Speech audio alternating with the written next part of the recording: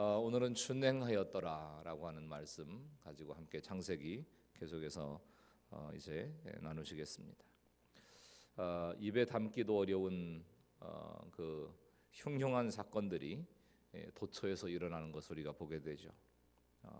2019년도에는 한강에서 몸통만 발견되는 무슨 시체가 발견됐다 그래가지고 떠들썩했었고요. 또 한동안 독극물을 먹이고 남편을 토막살해하고 시체를 다 여기저기 사방으로 유기한 이 고유정 이 사건을 바라보면서 어떻게 사람이 저렇게까지 그 흉악해질 수 있나 이런 생각들을 또 많이 하셨을 거예요. 또 파키스탄에서는 3명의 10대 소녀들이 연애 결혼을 주장하다가 인근에 사는 청년들에게 잡혀가지고 생매장을 당했다. 이런 이제 기사도 있었습니다. 참 생각해 보면 우리는 참 악한 시대에 살고 있다. 이런 생각을 하지 않을 수가 없어요. 이 드러난 죄악이라고 하는 것은 빙산의 일각이죠. 매스컴에 이렇게 드러나고 이런 일들은 빙산의 일각이고 드러나지 않은 악과 음란을 생각하면 이게 정말 세상이 어떤 세상인가 참 심히 걱정하지 않을 수 없는 그런 시대를 우리는 살고 있는 것입니다. 근데 노아 시대에도 똑같이 그런 일들이 있었을 거예요. 그럼에도 노아는 하나님께서 명령하신 대로 다 준행했다 이렇게 말씀을 하는데 부패와 포악함이 가득한 세상 가운데서 어떻게 말씀을 온전히 준행하면서 살아갈 수가 있었을까? 오늘 우리가 함께 살펴보실 말씀입니다. 먼저 9절부터 10절 말씀을 보시면 같이 한번 읽습니다. 시작. 이것이 노아의 족본이라. 노아는 의인이요 당대의 완전한 자라. 그는 하나님과 동행하였으며 세 아들을 낳았으니 셈과 함과 야벳이라. 자, 하나님께서 만물을 창조하신 후에 아담을 지으시고 거기에서 노아를 골라내셔서 구속사를 이어가게 하셨어요. 자, 인류의 역사는 객관적으로 일어난 사건을 기록하는 데 목적이 있잖아요. 실제로 일어난 사건들을 그 사건 그대로 기록해 나가는데 이 이제 그 인류의 역사에 이런 목적이 있다는 것입니다.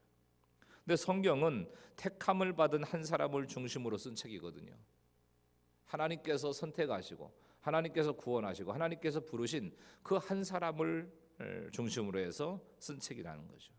하나님께서 택하신 한 사람 노아에 의해서 이 심판에서 벗어난 이 구속의 은혜, 말하자면 구속사의 기록이 이제 이어진다는 것입니다. 11절부터 12절을 또 보시겠습니다. 시작. 그때에 온 땅이 하나님 앞에 부패하여 포악함이 땅에 가득한지라. 하나님이 보신즉 땅이 부패하였으니 이는 땅에서 모든 혈육이 있는 자의 행위가 부패함이었더라.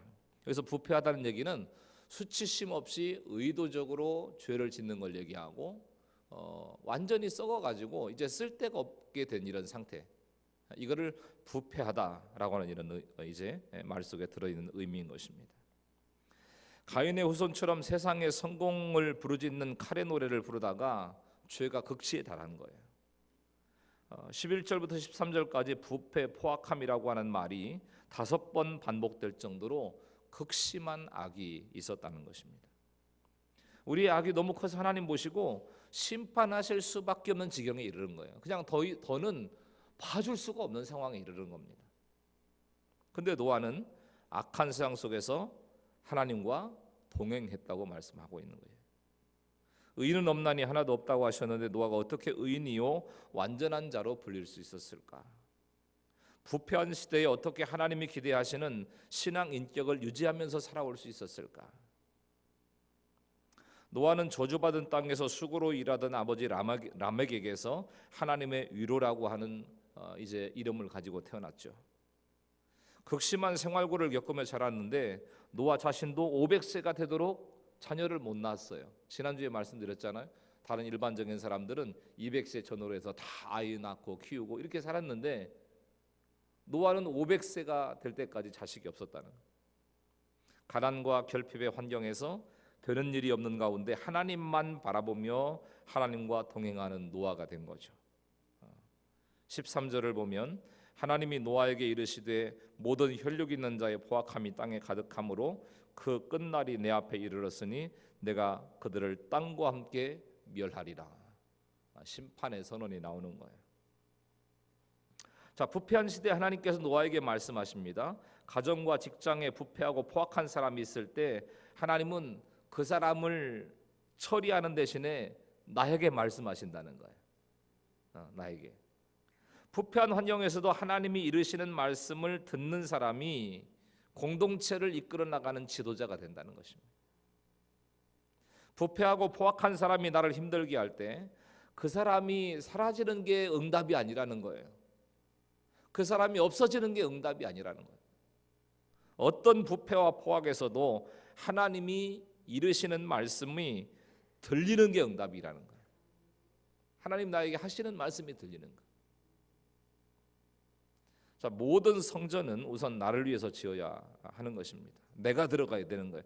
내가 들어가지 않으면 누구에게 들어가라고 하겠습니까? 주님께서 나뭇가지 선택해서 지정을 해주시죠. 그리고 그 안에 칸들을 막고 한 페이지가 넘어가 버렸어.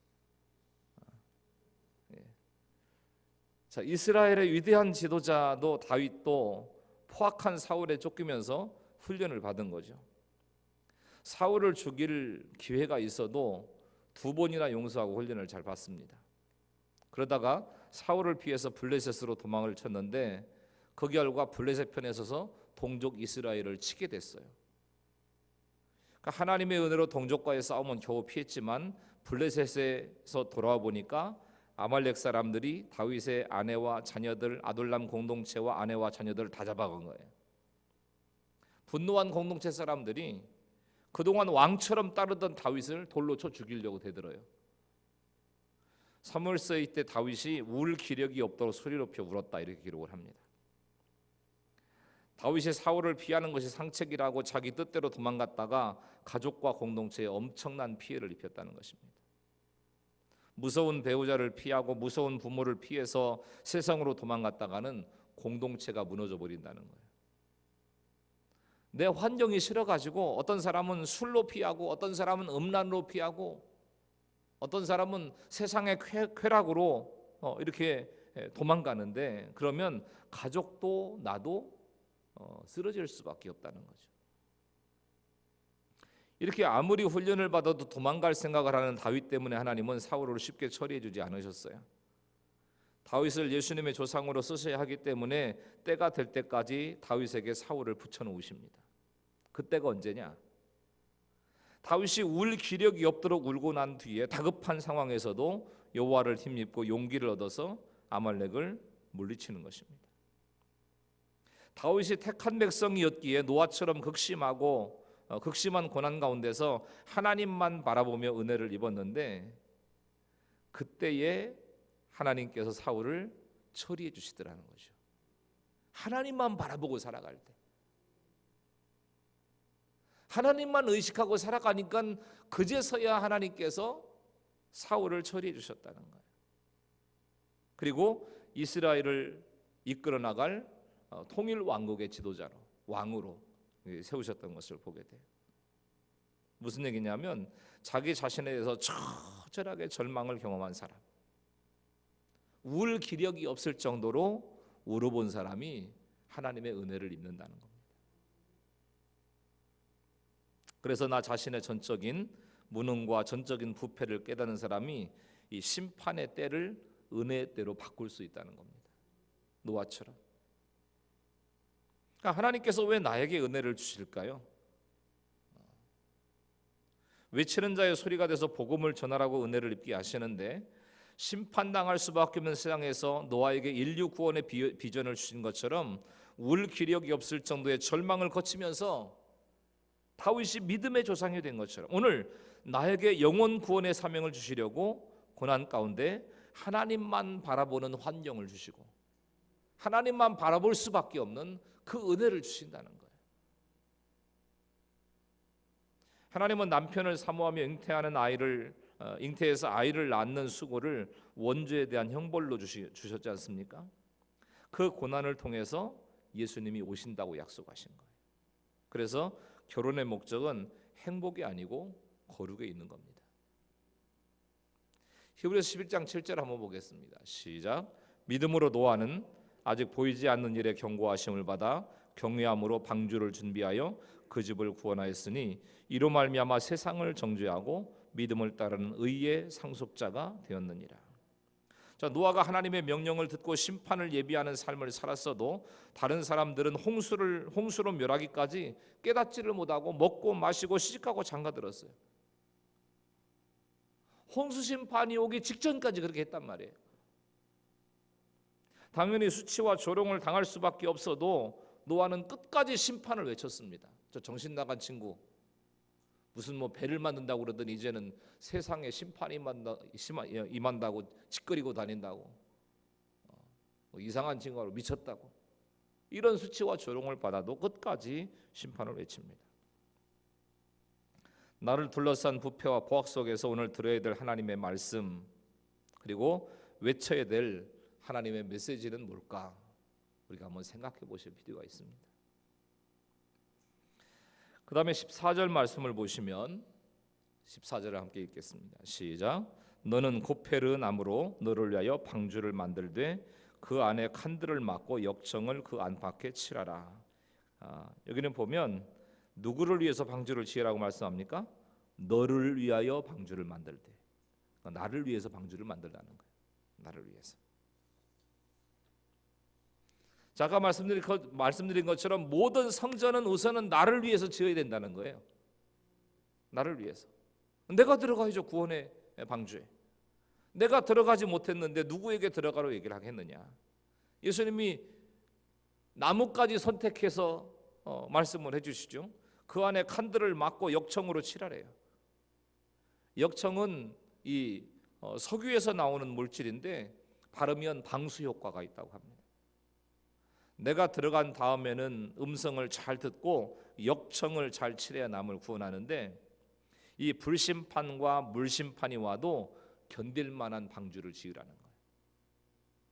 이 침몰하지 않는 튼튼한 방주를 만들기 위해서 역청을 칠해야 되는데, 이게 뭐냐면 십자가에서 흐른 예수 그리스도의 십자가의 보혈의 피를 얘기하는 겁니다.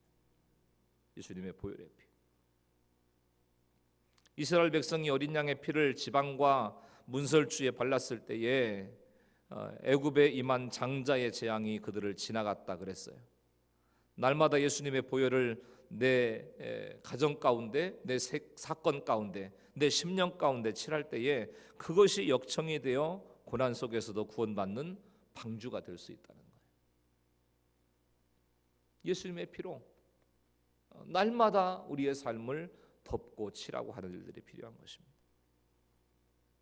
또 구원을 위해서는 사람을 잘 분별해야 되는데, 사무엘하 1장에 아말렉 소년이 이스라엘 진영에서 사울의 왕관과 팔찌를 들고 다윗에게 옵니다. 그때 다윗의 분별력이 드러나요. 평생 나를 힘들게 했던 사울의 죽음을 전하는 소년에게 다윗은 너는 어디서 왔냐 이렇게 물어요. 자, 돈 때문에 너무너무 힘이 들었는데 어느 날 남편이 돈 뭉치를 들고 와요.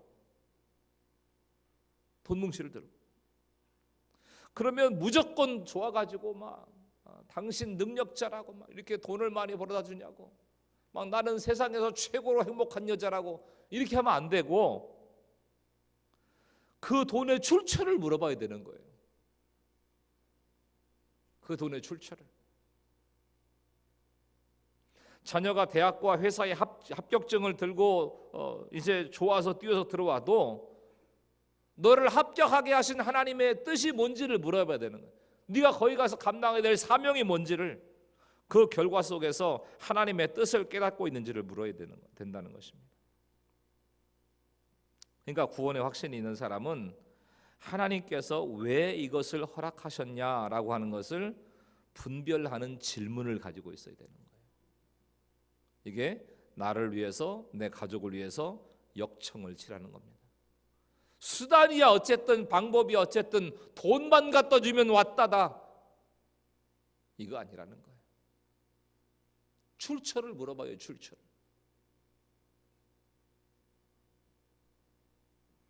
14절부터 21절까지 말씀 보면 방주의 식양에 대해서 말씀을 하고 있는데 이 방주는 특징이 뭐냐면 배를 저어서 동력을 이제 추진력을 얻는 노가 없어요. 노가. 그 당시에 무슨 뭐 디젤 기관이 있거나 뭐 다른 어떤 이제 배를 이동해 갈 수 있는 동력이 있던 시대가 아니니까 노를 저어서 갔는데 노가 없어요. 오직 하나님이 이 배를 잘 이끌어 가시기를 구해야 되기 때문에 노가 없는 겁니다. 교회도 역시 하나님 뜻대로 움직여야 됩니다. 교회는 교수가 사용하는 방법 안 돼요. 사장이 사용하는 방법 안 됩니다. 교회는 하나님의 방법대로 움직여야 되는 거예요.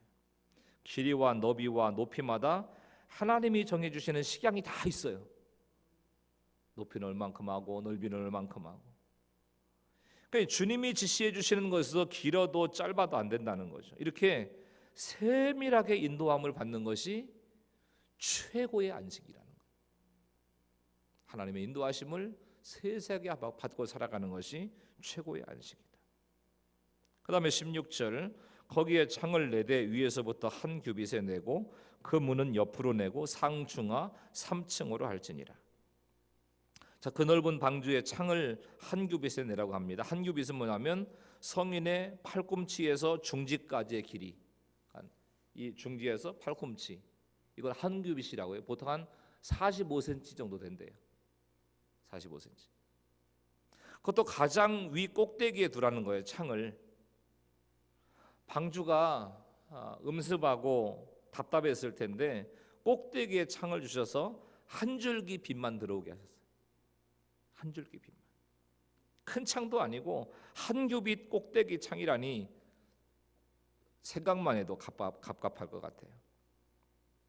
그러나 그것은 홍수로 죽어서 떠다니는 시체들과 동식물의 잔해를 보지 않도록 막아주시는 하나님의 보호막이었다는 것이죠. 온 세상이 대홍수로 다 죽어서 떠내려가고 있는데 그 처참한 모습을 바라보면 그게 방주 안에 삶이 가능했을까 싶어요. 그 아비규환의 모습을 바라보면. 주일예배, 수예배, 금요기도회, 목장예배, 각종 훈련에 참석하는 것이 때로는 갑갑할 수 있어요. 꼭 이렇게 교회 안에 묶어놔야 되나? 그러나 그게 바로 하나님이 보호하시는 사랑이라는 거죠. 악과 음란이 가득한 주의 현장에서 죽어가는 모습을 이제 굳이 보고 경험할 필요는 없는 거예요. 그러니까 말씀의 현장에 있으면 보지 않아도 될 것들을 보지 않도록 보호해 주시는 하나님의 은혜가 있다는 것입니다. 그리고 하나님의 언약을 믿고 가야 되는데 그게 18절 말씀이에요. 같이 한번 읽겠습니다. 18절 시작. 그러나 너와는 내가 내 언약을 세우리니 너는 내 아들들과 내 아내와 내 며느리들과 함께 그 방주로 들어가고. 자, 하나님께서 노아에게 너와는 내가 언약을 세우리라 이렇게 말씀하십니다. 그러니까 답답한 방주 생활을 잘 하고 있으면 하나님께서 언약을 지키신다는 거예요. 깜깜하고 답답한 방주지만 약속의 말씀을 붙잡고 하나님 안에 있으면 반드시 구원이 임한다. 반드시. 그래서 노아의 아내와 아들들과 며느리들이 노아 곁에 있었기 때문에 구원받은 거예요. 그러니까 무슨 얘기냐면 누구 옆에 있느냐가 너무너무 중요한 거예요. 여러분 주로 누구 곁에서 살아갑니까? 누구 곁에서? 막 술이 고래인 사람 곁에 살아가면 나도 한 잔 두 잔 얻어 마시게 되죠. 세상 쾌락이 인생의 전부인 사람, 돈이 인생의 전부인 사람, 이 사람 곁에 있으면 나도 그렇게 돼가요. 누구 곁에 있냐가 중요한 것입니다. 또 보겠습니다. 19절부터 20절 시작. 혈육 있는 모든 생물을 너는 각기 암수 한 쌍씩 방주로 이끌어들여 너와 함께 생명을 보존하게 하되 새가 그 종류대로 가축이 그 종류대로 땅에 기는 모든 것이 그 종류대로 각기 둘씩 내게로 나오리니 그 생명을 보존하게 하라. 자, 짐승들이 암수 둘씩 노아에게 나와서 방주로 들어갔어요. 사람들은요 노아 자신이 막 찾아다니면서 외쳤어요. 이제는 세상에 심판이 임하고 홍수가 쏟아지는데 당신들 방주를 안 들어오면 다 죽는다. 그러니까 구원받기를 원하는 사람들은 방주 안으로 들어와라. 사람들을 찾아다니면서 외쳤어요. 그런데 내 힘 가지고 끌고 올 수 없는 동물들은 암수 한 쌍씩 나오게 하셨다는 거예요. 자기들이 걸어 들어오게 했다는 거예요. 그러니까 짐승도 이렇게 구원받겠다고 나섰는데 구원이 상관없다고 외치는 사람은 어떻게 보면 짐승만도 못한 인생인 거예요. 짐승들도 구원받겠다고 걸어 들어오는데 하나님의 말씀을 무시하고 시집가고 장가가고 먹고 마시고 멸망을 향해서 가는 것은 어떻게 보면 성경적으로 해석하면 짐승만도 못한 인생을 살고 있는 거예요. 이게 성경이 말씀하고 있는 겁니다.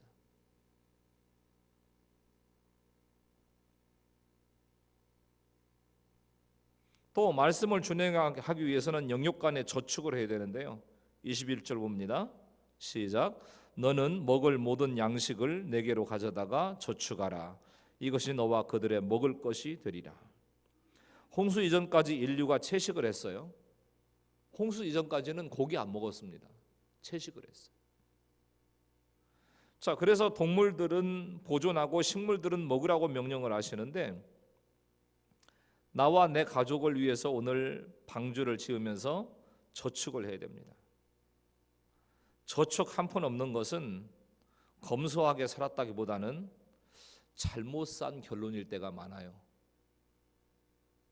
하나님 앞에 뭐 가지고 가냐, 뭐 저축이 뭐 필요해 싶을지 모르지만 저축이 필요합니다. 자, 이렇게 하나님의 말씀을 준행하면 하나님이 필요한 물질도 채워주신다는 것이죠. 또 영적인 저축이 있는데 그 영적인 저축에 대해서 우리가 더더욱 열심을 내야 되는데 말씀과 기도와 선교와 구제와 봉사로 영적인 저축을 하셔야 돼요. 교회만 다니면 됐지 뭐. 예배만 드리면 됐지 뭐. 이게 아니고 날마다 내 죄를 깨닫고 회개의 기도를 쌓아가셔야 되는 겁니다. 그게 영적인 저축이에요. 영적인 저축. 한번 생각해 보실 겁니다. 내 구원이 가족과 이웃의 구원으로 이어지고 있나? 그걸 한번 살펴보시고 구원의 방주로 인도하기 위해서 분위기와 상황을 세밀하게 살피면서 복음을 전하는 삶을 살고 있는가? 이런 부분들을 점검해 보셔야 돼요. 그리고 22절입니다. 노아가 그와 같이 하여 하나님이 자기에게 명하신 대로 다 준행하였더라. 자, 120년간 노아가 하나님의 말씀을 다 준행해서 방주를 만들었어요. 그러나 그 방주에 아무도 들어오지 않아.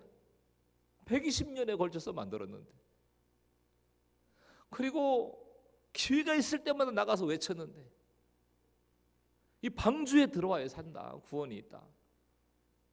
근데 한 사람도 안 들어오는 거예요. 그러니까 실망하실 거 없어요. 내가 목사님 막 전도를 얼마나 열심히 했는데 열매가 한 사람도 없어요. 노아도 없었어요. 120년을 전했는데. 누가복음 17장 27절에는 바로 그날까지도 사람들이 먹고 마시고 시집가고 장가들었대요. 결국 그들이 다 어떻게 됐냐? 다 망했어요. 그러니까 우리 자녀들의 장래도 우리가 한번 잘 심각하게 생각을 해보셔야 되는 거예요. 내 구원뿐만 아니라 노아의 상심이 얼마나 컸을까요? 수많은 사람들이 노아를 비웃고 회방하고 조롱했을 겁니다. 그러나 노아가 극심한 생활고와 자녀 고난으로 500년을 기다렸기 때문에 120년 견디는 거는 일도 아니었을 거예요. 500년도 참았는데 뭐 120년을 견디는 건 일도 아니었다. 노아가 거의 1000년을 살았거든요. 그러니까 500년 동안 자녀가 없어서 고통을 했으니까 120년간 방주를 짓는 거는 할 만했을 거라는 거죠. 내 인생의 고통이 70년, 80년이라도 주님을 만난 확신이 있는 사람은 어떤 사건이 와도 감당해낼 수가 있는 거예요. 구원의 확신이 분명한 사람, 하나님 나라에 대한 확신이 확실한 사람. 노아가 이렇게 심판에 하나님을 부르짖었지만 노아라고 하는 이 이름의 뜻은 역설적에게도 위로, 쉼, 안식 이런 의미를 가지고 있어요. 그러니까 하나님께 주시는 심판의 메시지를 잘 들으면 거기에 안식과 위로가 있다는 뜻입니다. 사람들이 하나님은 사랑의 하나님이다, 이렇게 사랑의 하나님만 얘기하다가 문제를 만나면 도리어 불안하고 힘들어져요.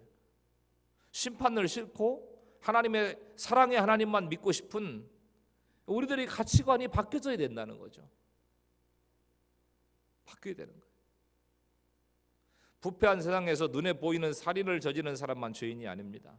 감추어진 내 악과 음란이 이미 하늘을 찌르고 있는 거예요. 하나님은 이걸 견디실 수가 없다는 거예요. 드러나지 않은 악, 드러나지 않은 음란, 드러나지 않은 살인, 이걸 하나님께서 견디시질 못하시겠대. 우리가 때로 사업에 문제가 생기고 부부관계와 자녀관계와 직장에 문제가 생긴 것은 내 악이 하늘을 찔렀기 때문이 아닌가를 볼 수 있어야 된다는 겁니다. 내 불신앙이 하늘을 찔렀기 때문이 아닌가. 이미 홍수로 멸절당해 있다면 이 말씀을 듣고 방주를 짓기 시작해야 된다는 거예요. 내 구원의 방주를. 이 부패한 시대에 노아 같은 한 사람의 의인이 필요한 것입니다. 모든 여자들의 들키고 싶지 않은 욕망이라고 하는 책을 쓴 세넌 에트리지라고 하는 사람에게 노아 같은 한 사람이 있었습니다. 세논이 고등학생이었을 때 자동차를 운전하다가 이제 거의 막 이동 수단이 미국 같은 경우에는 자동차니까 잠시 립스틱을 고쳐 바르던 순간에 자전거를 타고 가던 한 부인을 들이받습니다. 사고를 당한 부인의 이름은 마조리였고 그 자리에서 즉사했어요. 철없는 나이에 사람을 죽이는 사고를 내고 세논은 사망자의 가족이 자기를 죽이고 싶어 할 것이라고 하는 극심한 공포와 혼란 속에 빠집니다. 그러나 이 사망자의 남편인 게리라고 하는 사람이 이 사고가 그녀의 잘못이 아니라는 것을 알고 다친 곳은 없는지 먼저 걱정을 합니다. 게리가 장례식 전날 자신의 집을 방문해달라고 했을 때 세논은 마치 총살을 당하러 가는 기분이었다고 합니다. 숨이 막히고 가슴이 두근거리고. 그러나 사고로 부인을 잃은 게리는 어떤 분노도 적대감도 없이 세논을 안아주면서 눈물을 흘리기 시작했습니다. 세논 역시 참아오던 눈물을 터뜨리며 죄송해요, 정말 죄송해요, 용서를 빌었습니다. 울음이 잦아들자 게리는 자녀들과 목사님께 세논을 소개했고 그녀를 창가에 앉히고 아내 마조리의 삶을 들려줍니다. 이 게리와 마조리 부부는 오랫동안 위클리프 성경 번역 선교회에서 섬겼던 부부였는데 마조리는 언제나 하나님의 사랑과 영생의 소망을 확신하는 경건한 삶을 살던 분이었다고 합니다. 사고가 나기 며칠 전 교회에서 플룻을 연주하면서 그녀는 자신이 하나님과 영생의 시간을 보낼 준비가 되어 있다, 이런 간증을 했다네요. 나는 영생의 시간을 보낼 준비가 되어 있다. 게리는 세논에게 이런 얘기를 했답니다. 세논, 하나님은 이미 마조리를 본향으로 데려갈 준비를 하고 계셨단다. 사람들에게는 마조리의 죽음이 충격일지 몰라도 하나님께는 그녀의 죽음이 결코 충격이 아니란다. 왜 너에게 이런 일이 일어났는지 이해하지 못하겠지만 하나님은 내가 이 상황을 견뎌낼 만큼 강한 아이라는 걸 아셨던 거야. 나도 내가 이 상황을 견뎌내기를 바란다. 이 일로 내 삶이 망가져서는 안 된다. 마조리의 유업을 내게 맡긴다. 하나님이 너를 그분의 영광을 위해 사용하실 수 있도록. 그 이후에도 게리는 세년을 배려하는 삶을 살아갔는데 세넌의 이 부모를 고소하면 더 많은 보험금을 받을 수 있다고 권유하는 수많은 변호사들이 있었지만 어려운 집에 또 다른 고통을 안겨주기 싫다며 다 거절을 합니다. 또 이 사건을 담당하던 검사가 과실치사 혐의로 세넌을 직접 데려다가 신문하겠다고 했을 때 무혐의 처분을 해줄 것을 강력하게 주장을 한 거예요. 결국 세넌의 사고는 무혐의로 종결이 됩니다. 세넌 부부가 선교지에 나갈 때에도 수백 킬로를 달려와서 기도해주고 격려해주고, 장례식 전날 세넌에게 건넨 게리의 말은 큰 힘과 위로가 되었다고 합니다. 하나님은 끔찍한 사고를 아름다운 이제 구원의 장으로 또 생명의 장으로 바꿔주셨다는 거예요. 사람을 죽이고 나서 고등학생이 사람을 죽이는 이 인사사고를 내고 나서 얼마나 두려웠겠어요. 그러나 로마서 8장 28절 말씀에 우리가 알거니와 하나님을 사랑하는 자 곧 그의 뜻대로 부르심을 입은 자들에게는 모든 것이 합력하여 선을 이루느니라. 이 사건과 게리의 사랑을 통해서 세넌은 자신이 비난받아야 될 자가 아니라 택함받은 사람이구나 라고 하는 사실을 깨닫게 되는 거예요. 정죄받고 비판받을 사람이 아니라. 무슨 얘기냐면, 내가 죄를 짓고 음란을 행하고 또 불순종의 모습을 가지고 살아갈지라도 하나님께 돌아오기만 하면 나는 비난받을 자가 아니라 택함받은 자가 된다는 거예요. 정죄받을 자가 아니라 하나님의 은혜를 누릴 자가 된다는 거예요. 그러니까 거룩한 삶을 이뤄가기 위해서는, 내가 은혜의 능력을 경험하고 살아가기 위해서는 내가 하나님 앞에 택함받았고 하나님 앞에 구원받은 사람이라고 하는 확신이 있어야 된다는 거죠. 나는 구원받은 사람이다. 일상에서 일어나는 크고 작은 사건들 속에서 말씀대로 준행하고 살아갈 때 심판에서 구원으로 바뀌는 이 놀라운 역사가 여러분의 삶 가운데도 이루어질 것을 확신하시기를 예수님의 이름으로 간절히 축원합니다.